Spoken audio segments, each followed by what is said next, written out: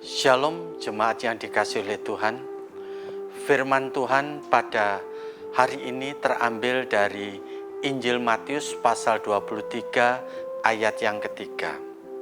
Sebab itu turutilah dan lakukanlah segala sesuatu yang mereka ajarkan kepadamu, tetapi janganlah kamu turuti perbuatan-perbuatan mereka. Karena mereka mengajarkannya tetapi tidak melakukannya. Kemudian dalam Matius pasal 5 ayat yang ke-20 dikatakan demikian. Maka aku berkata kepadamu, jika hidup keagamaanmu tidak lebih benar daripada hidup keagamaan ahli-ahli Taurat dan orang-orang Farisi, sesungguhnya kamu tidak akan masuk ke dalam kerajaan surga.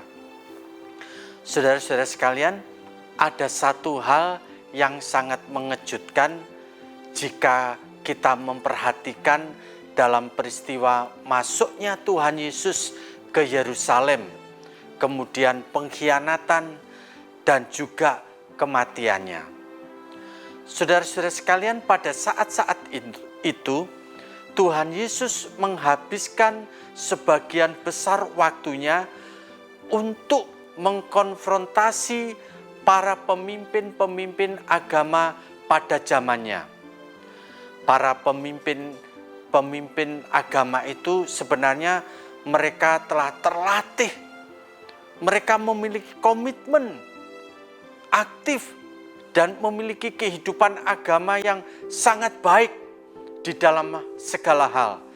Tetapi saudara-saudara sekalian, Tuhan Yesus melihat ada penyimpangan-penyimpangan iman yang telah diturunkan kepada mereka, dan anehnya lagi bahwa sekalipun mereka telah mengenal Taurat begitu luar biasa, tetapi mereka tidak mengenal Tuhan Yesus dari Nazaret yang sebenarnya adalah Sang Mesias yang dijanjikan dan diharapkan oleh semua umat manusia.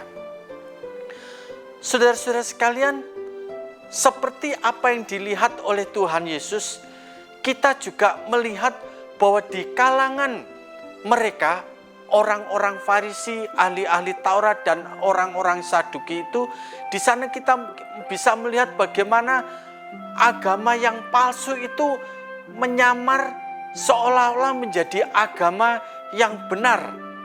Kita melihat di dalamnya bagaimana kerendahan hati dari agama yang benar telah digantikan dengan kesombongan agama. Kesucian hati yang ditemukan dalam agama yang benar telah digantikan oleh kemunafikan. Saudara-saudara sekalian, ini juga yang menjadi peringatan bagi kita bahwa kita bisa saja sepenuhnya yakin bahwa kita ini berada di dalam pusat kebenaran dan menghormati Tuhan. Padahal sebenarnya kita tidak melakukan hal yang demikian. Kenapa? Barangkali karena di dalam kehidupan kita masih ada kemunafikan. Di dalam kehidupan kita juga masih ada kebenaran diri sendiri yang menonjol. Masih lebih mudah untuk mengkritik daripada dengan sabar, mengasihi, dan menuntut daripada melayani.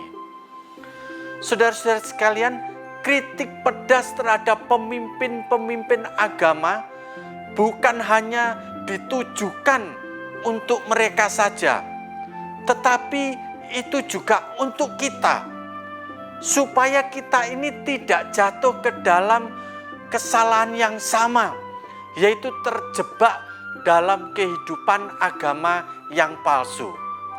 Nah, saudara-saudara sekalian, apakah agama palsu itu? Saudara, agama palsu itu berakar dari kebenaran manusia. Bukan memiliki roh yang hancur hati.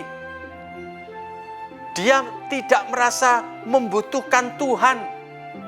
Dia tidak merasa miskin. Dan dia tidak merasa perlu berseru meminta penyelamatan ilahi. Saudara, agama yang palsu itu justru menghibur dirinya dengan jasa-jasanya. Seolah-olah dia memiliki jasa-jasa yang bisa membuat dia layak untuk masuk ke dalam kerajaan surga. Lihatlah perumpamaan Tuhan Yesus tentang orang Farisi dan orang pemungut cukai yang berdoa di bait Allah. Apa yang dikatakan orang Farisi?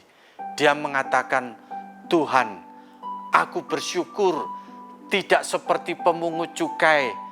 Aku bersyukur tidak seperti penyamun. Aku bersyukur tidak seperti penjahat-penjahat lainnya. Aku berpuasa secara rutin. Sementara seorang pemungut cukai itu memukul-mukul dirinya dan berkata kepada Tuhan, Tuhan, ampunilah aku.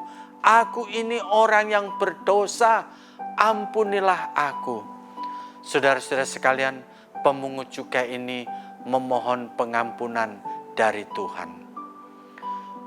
Itulah ciri daripada agama yang palsu. Dia tidak berdasarkan kepada Tuhan dan dia berdasarkan kepada jasa-jasanya sendiri. Bandingkan dengan agama yang benar. Saudara, agama yang benar berduka cita karena kerusakan di dalam yang tidak bisa dikalahkan tanpa campur tangan Tuhan. Agama yang benar tidak pernah menempatkan atau mengandalkan jasa-jasanya, tetapi dia mengandalkan pengampunan dari Tuhan. Sekarang yang menjadi pertanyaannya adalah, hal-hal praktis apakah yang bisa kita lakukan untuk mengenali dan bertobat dari agama palsu dan menerima kebenaran di dalam hati kita?